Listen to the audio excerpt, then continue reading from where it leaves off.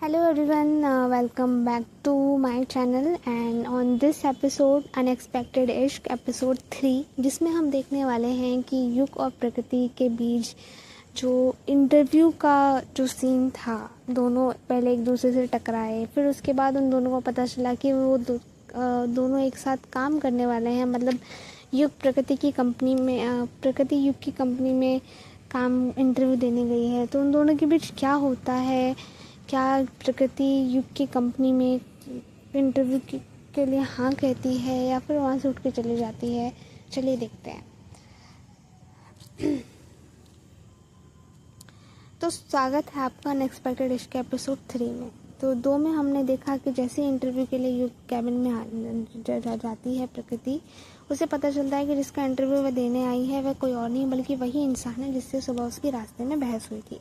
जैसे ही दोनों का आमना सामना होता है, प्रकृति हैरानी से कहती है, तुम यहाँ भी आ गए, मेरा पीछा करते करते इतना गिर गए हो तुम। तो युग थोड़ा गुस्से में और अजीब तरीके से मुंह बना के कहता है, excuse me, have you gone insane? मैं तुम्हारा पीछा क्यों करूँगा? तुम होती कौन हो? प्रकृति गुस्से में जवाब देती है, अच्छा तो मैं कौन होती?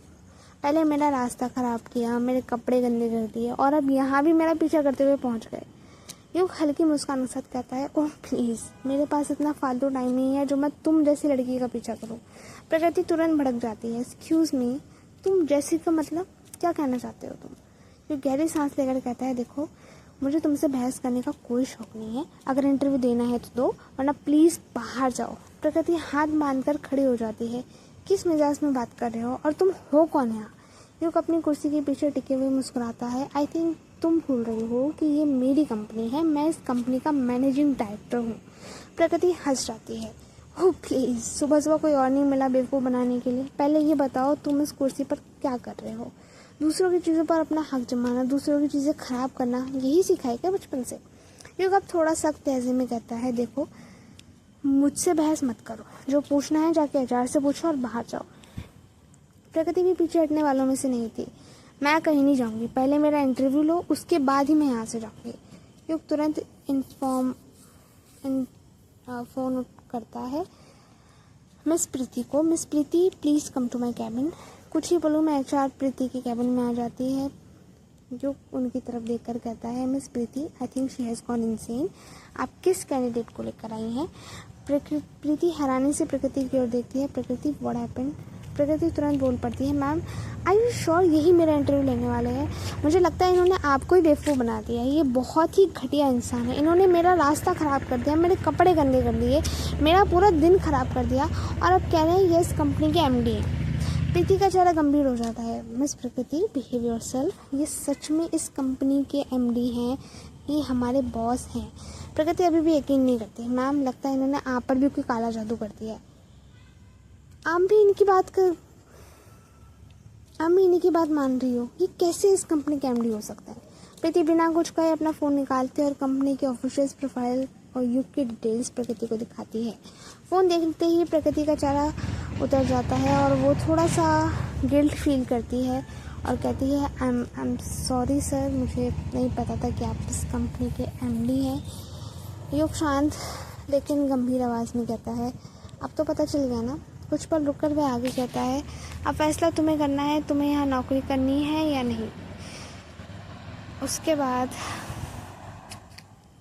प्रगति मन ही मन में सोचती है, जॉब तो मुझे करनी है, आखिर कब तक पापा की पेंशन? यहाँ पे पेंशन नहीं है बल्कि जॉब है, बिकॉज उसके पापा कॉलेज में पढ़ा रहे हैं अभी। मुझे अपने पैरों पे खड़ा होना है, लेकिन क्या सच में इस इंसान की कंपनी में मैं काम कर पाऊंगी? वह कुछ पल के लिए अपनी आंखें बंद करती है, गहरी सांस लेती है और फिर कहती है, ठीक है सर, मैं इंटरव्यू देने के लिए तैयार हूँ। युग सर हिलाता है, एचआर प्रीति की कैबिन से बाहर चली जाती है और इंटरव्यू शुरू होता है। और वो युग प्रीति से पूछता है, मिस प्रकृति देश पांडे, आपकी हॉबीज़ क्या क्या हैं? प्रकृति जैसी जवाब देने लगती है, सर मेरी हॉबीज़। युग बीच में इंटरप्ट कर देता है, ओह लेट मी गेस, लोगों को परेशान करना, बिना वजह बहस करना, दूसरों के प्लान ख़राब करना, शायद यही आपकी फेवरेट हॉबीज़ होंगी। प्रकृति उसे घूरते हुए कहती है, sir we are in an interview, I think हमें प्रोफेशनल रहना चाहिए। युग हल्की मुस्कान के साथ जवाब देता है, प्रोफेशनल? ये आप भूल गई थी कुछ देर पहले जब आप मेरे कैबिन में आकर मुझसे अनप्रोफेशनल तरीके से बात कर रही थी। प्रकृति खुद को शांत करती है, नहीं मुझे गुस्सा नहीं करना, मुझे जॉब चाहिए। इसके बाद वह पूरे प्रोफेशनल तरीके से इंटरव्यू के सारे सवालों का जवाब देती है। कुछ देर बाद इंटरव्यू ख़त्म होता है। युग उसकी फ़ाइल बंद करते हुए पूछता है, अगर आपका सिलेक्शन हो जाता है तो आप कब से ज्वाइन कर सकती हैं? प्रकृति थोड़ी देर सोचकर कहती है, आई नीड सम टाइम। युग हैरानी से पूछता है, व्हाट? प्रकृति जवाब देती है, देखिए सर, इंटरव्यू तो मैंने दे दिया, लेकिन मैं अभी श्योर नहीं हूँ कि मुझे आपकी कंपनी ज्वाइन करनी चाहिए या नहीं, तो मैं आपको सोच के बताऊँगी। युग कुर्सी से थोड़ा सा झुकते हुए कहता है, ओह हेलो मैडम, हमारे पास इतना टाइम नहीं है कि हम आपके डिसीजन का इंतज़ार करें। अगर ज्वाइन करना है तो आज बताइए, नहीं तो कल से हम दूसरे कैंडिडेट देखना स्टार्ट कर देंगे। प्रकृति धीरे से कहती है, यही एटीट्यूड है जिसकी वजह से मैं इस कंपनी में ज्वाइन नहीं करना चाहती। जो इंसान पहले दिन इतना एटीट्यूड दिखा रहा है, पता नहीं आगे क्या करेगा।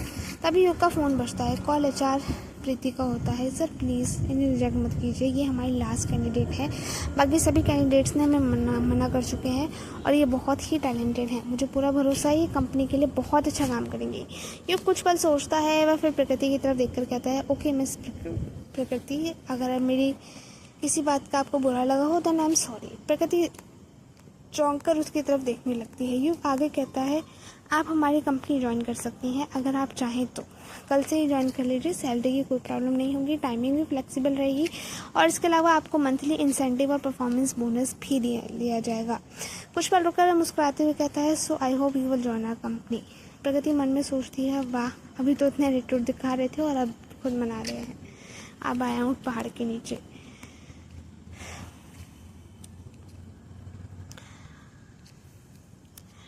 तो प्रगति कहती है, ठीक है sir, I will think about it, लेकिन मुझे शाम तक का टाइम चाहिए। मैं शाम तक HR को अपना फाइनल डिसीजन बता दूंगी। युग सिर हिलाता है, फाइन।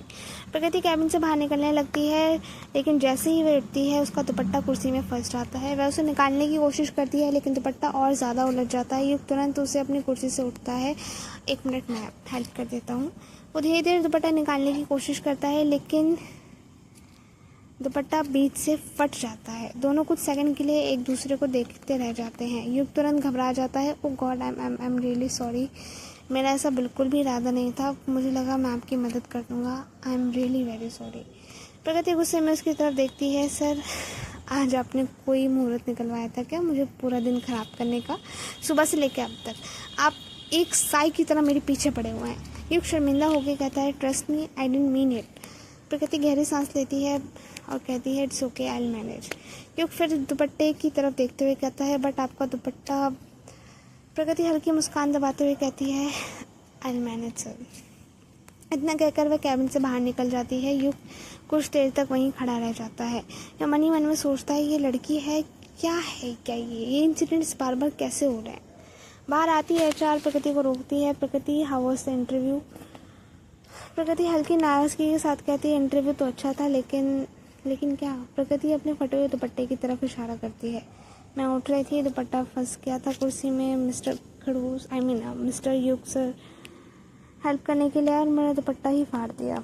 अब बताइए मैं घर कैसे जाऊँ? प्रीति हंस पड़ती है और कहती है, बस इतनी सी बात। वो अपना स्कार्फ उतार कर प्रकृति की तरफ बढ़ाती है, ये लो पहन लो, जब कंपनी ज्वाइन करोगी तो वापस कर देना। प्रकृति चिकचिकाते हुए कहती है, लेकिन मैम, अरे मैं भी लड़की हूँ, डोंट वरी। प्रकृति मुस्कुराकर कहती है, थैंक यू सो मच। प्रीति भी मुस्कुरा देती है, थैंक यू मुझे तब बोलना जब तुम हमारी कंपनी ज्वाइन करके मेरा काम आसान कर दोगी। प्रकृति हंसते हुए कहती है, लेकिन मुझे शाम तक का टाइम चाहिए।